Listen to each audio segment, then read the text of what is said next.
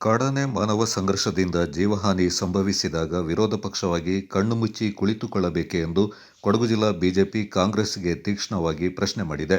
ಸುದ್ದಿಗೋಷ್ಠಿಯಲ್ಲಿ ಕೊಡಗು ಜಿಲ್ಲಾ ಬಿಜೆಪಿ ಅಧ್ಯಕ್ಷ ನಾಪಂಡ ರವಿ ಕಾಳಪ್ಪ ಮಾತನಾಡಿ, ಕೇವಲ 10 ದಿನಗಳ ಅವಧಿಯಲ್ಲಿ 3 ಆನೆ ದಾಳಿಗೆ ಬಲಿಯಾಗಿದ್ದಾರೆ. ಈ ಹಂತದಲ್ಲಿ ಪ್ರಜಾಪ್ರಭುತ್ವ ವ್ಯವಸ್ಥೆಯಂತೆ ಜನಪರವಾದ ನಿಲುವು ತಳೆದ ಬಿಜೆಪಿ ಸರ್ಕಾರದ ಕಣ್ಣು ತೆರೆಸುವ ನಿಟ್ಟಿನಲ್ಲಿ ಪ್ರತಿಭಟನೆ ಮತ್ತು ರಸ್ತೆ ತಡೆಗಳನ್ನು ನಡೆಸಿದೆ. ಇದೊಂದು ಕಾಂಗ್ರೆಸ್ ಸಾವಿನ ಮನೆಯ ರಾಜಕಾರಣವೆಂದು ಟೀಕಿಸಿದೆ. ಓರ್ವ ವ್ಯಕ್ತಿ ಸತ್ತ ಸಂದರ್ಭ ಬಿಜೆಪಿ ಮೌನವಾಗಿರಬೇಕೆ ಎಂದು ಪ್ರಶ್ನೆ ಮಾಡಿದರು. ಹಾಗೆ ಮತ್ತೊಂದು ವಿಚಾರ, ಮೊನ್ನೆಯಾಗಿ ವಿರಾಜಪೇಟೆ ಕ್ಷೇತ್ರದ ಶಾಸಕರು ಭಾರತೀಯ ಜನತಾ ಪಾರ್ಟಿಯ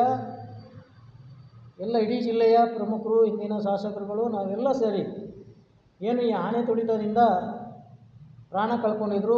ಸುಮಾರು 10 ದಿವಸದಲ್ಲಿ 3 ಜನರ ಪ್ರಾಣ ಹೋಗಿತ್ತು. ಇದ್ರ ಬಗ್ಗೆ ಕೂಡಲೇ ಕ್ರಮ ವಹಿಸಬೇಕು. ಈ ರೀತಿಯಾಗಿ ಮಾನವ ಪ್ರಾಣಕ್ಕೆ ಬೆಲೆ ಇಲ್ಲದ ರೀತಿ ಆಗ್ತಾಯಿದೆ ಅಂತ ಹೇಳುವಂಥದ್ದನ್ನ ಪ್ರತಿಭಟಿಸೋ ದೃಷ್ಟಿಯಿಂದ ನಾವು ಅವತ್ತು ಸಿದ್ದಾಪುರದಲ್ಲಿ ಒಬ್ಬ ಬೆಳೆಗಾರರ ಇದಾದಾಗ ಅಲ್ಲಿಯೂ ಸಹ ನಾವು ಅದನ್ನು ಒತ್ತಾಯ ಮಾಡಿದ್ದೇವೆ. ನಂತರ ಅರಣ್ಯ ಭವನಕ್ಕೆ ಮುತ್ತಿಗೆ ಹಾಕುವ ಮುಖಾಂತರ ಸರ್ಕಾರದ ಗಮನ ಸೆಳೆಯುವಂಥ ಕೆಲಸವನ್ನು ಮಾಡಿದ್ದೇವೆ. ಒಂದು ಜಿಲ್ಲೆಯ ಜನತೆಗೆ ಯಾವುದಾದ್ರು ಸಮಸ್ಯೆ ಆದಾಗ, ತೊಂದರೆ ಆದಾಗ ಅವರ ಪರ ನಿಂತು ಅದಕ್ಕೆ ನ್ಯಾಯಕ್ಕಾಗಿ ಹೋರಾಟ ಮಾಡುವಂಥದ್ದು, ಪ್ರತಿಭಟನೆ ಮಾಡುವಂಥದ್ದು ಪ್ರಜಾಪ್ರಭುತ್ವ ವ್ಯವಸ್ಥೆಯಲ್ಲಿ ವಿರೋಧ ಪಕ್ಷದ ಒಂದು ಕರ್ತವ್ಯ. ಆದರೆ ಈ ಶಾಸಕರು ಹೇಳ್ತಾರೆ, ಭಾರತೀಯ ಜನತಾ ಪಾರ್ಟಿಯವರು ಸಾವಿನ ಮನೆಯಲ್ಲೂ ರಾಜಕೀಯ ಮಾಡ್ತಾರೆ ಅಂತೇಳಿ. ಹಾಗೆ ಇವ್ರ ಪ್ರಕಾರ ಯಾರಿಗೆ ಸತ್ತರು, ಪ್ರಾಣ ಹೋದರು, ನಾವೇನು ಪ್ರತಿಭಟನೆ ಮಾಡಬಾರ್ದು, ಎಲ್ಲವನ್ನು ನಾವು ಕಣ್ಣು ಮುಚ್ಚಿ ಕೂತ್ಕೊಳ್ಳುವಂಥ ವ್ಯವಸ್ಥೆ ಮಾಡಬೇಕಾ?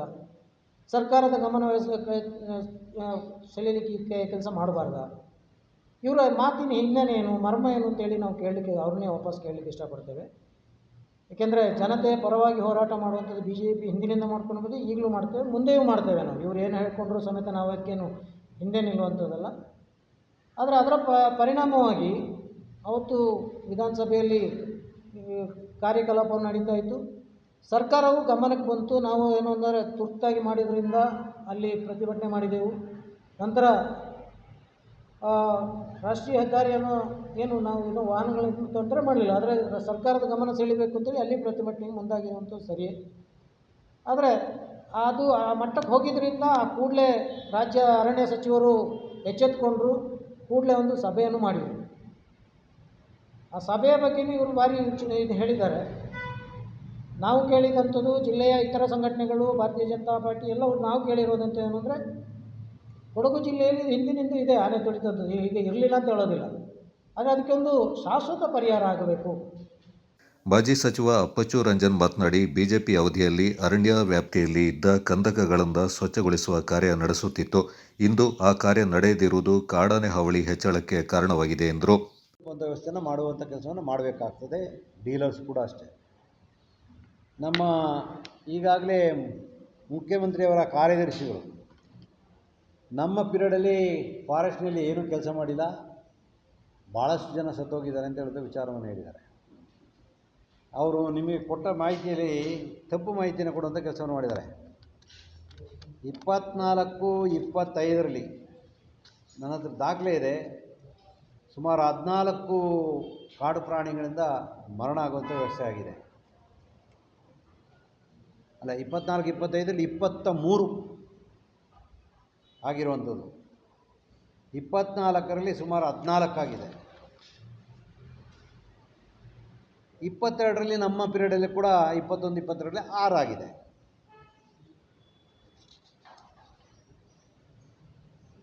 ಇಪ್ಪತ್ತ 24 6, 22-23ರಲ್ಲಿ 6, ಅದರ ಜೊತೆಗೆ 21ರಲ್ಲಿ ಕೇವಲ 7 ಆಗುವಂಥದ್ದು ಆಗಿದೆ. ನಾನು ಕಾಡು ಪ್ರಾಣಿಗಳು ಯಾವ ಸರ್ಕಾರದಲ್ಲೂ ಆಗಿದ್ದು ಜಾಸ್ತಿ ಅಂತ ಹೇಳೋಕ್ಕೆ ಅವರು ಹೇಳಿದ್ದಕ್ಕೆ ನಾನು ಹೇಳ್ತಾ ಇದ್ದೀನಿ.